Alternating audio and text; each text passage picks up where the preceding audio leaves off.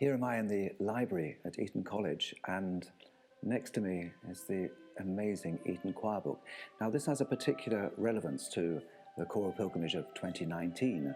This year's programme is based around some very old pieces that were part of our original beginnings. A piece by Fairfax, which was one of the first pieces we performed, which is contained in the Lambeth part books, and a very large piece by Robert Wilkinson that is in the Eton Choir Book. And here it is. I used to perform works from the Eton Choir Book a lot. We used to concentrate a lot on particularly English music from the 16th century. In those days, 16 singers singing 16th century music, hence the name, the 16.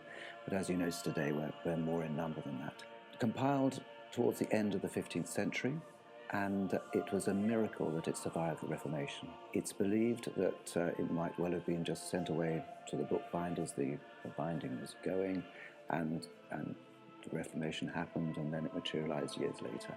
But what we do know is that M.R. James, that famous ghostwriter who was provost of Eton here at the end of the 19th century, found the Eton Choir Book gathering dust on a bottom shelf.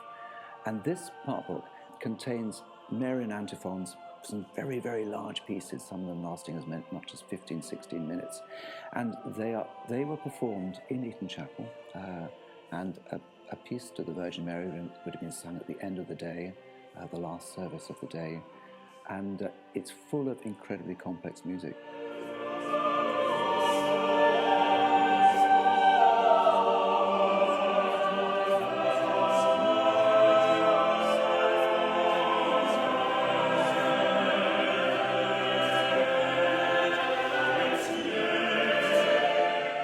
Wilkinson was one of the only composers in the Eton Choir Book that actually had a specific connection to Eton. He was provost of Eton, and he was also in charge of the choir here.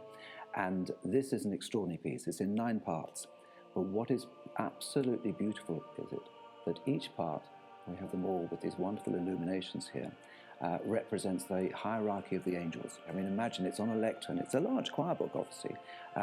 But you may have had 16 singers, the younger choristers at the front, looking at that lectern, and the older voices behind, taller, able to look over the top of it.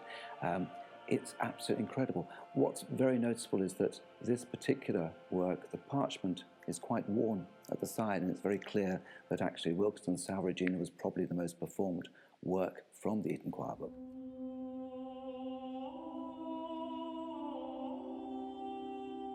Our choral pilgrimage for 2019 is part of our 40th anniversary, so it very much looks back to our grassroots, but it also looks forward to the 21st century and a new commission by James MacMillan on a fragment from the Eton Choir Book, but also some works by John Tavener, Eric Whitacre and Gabriel Jackson.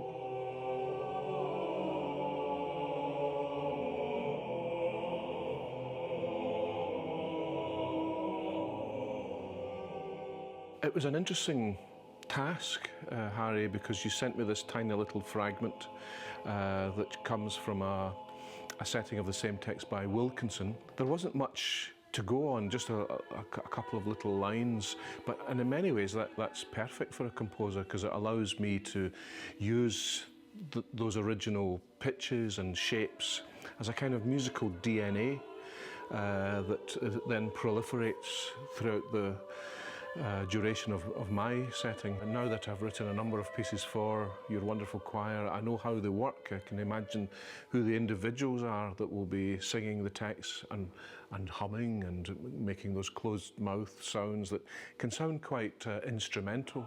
And that's the great delight about writing for the 16, knowing that you can tease out as many different sounds, quite unusual sounds from the human voice, and they're very comfortable with it, while keeping in mind the roots of this great musical culture that lies way back in music like this.